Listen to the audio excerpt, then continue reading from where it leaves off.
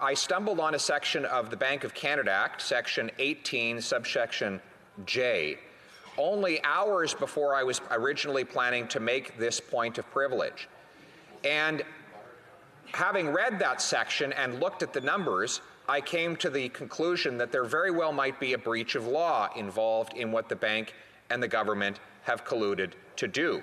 Allow me to read the section in question.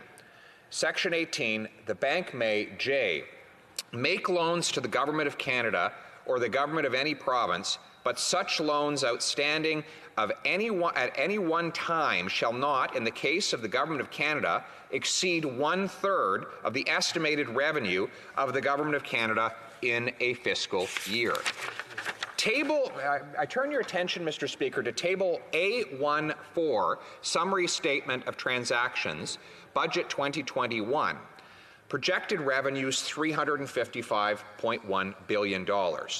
So to respect Section 18J of the Bank of Canada Act, which limits the bank's ability to lend money to the government to no more than 1/3 of projected budgetary revenues, the bank would be effectively capped in its loans to the government at $118 billion. $118 billion being 1/3 of the $355 billion of projected revenues.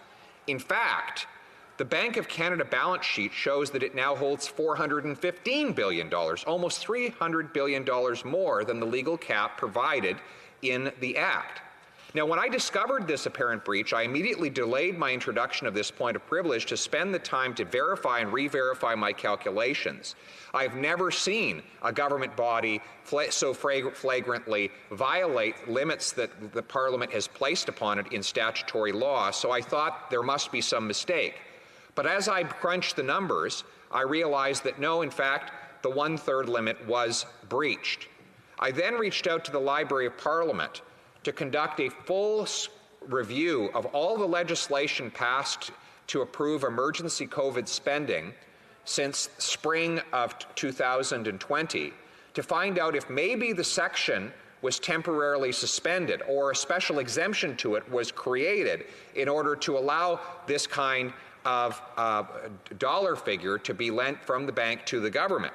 And sure enough, the Library of Parliament said there was no such exemption or suspension of the section. It is still in place. In other words, this research shows, and I ask that you and your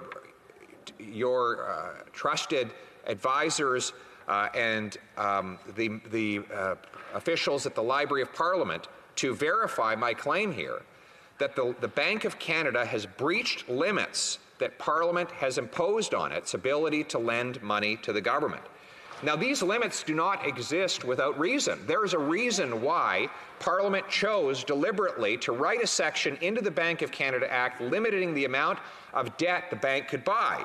And it is the reason is this, because Parliament foresaw that future governments might try to use the printing presses over at the bank in order to pay for spending that it could not raise through the more normal process of taxation.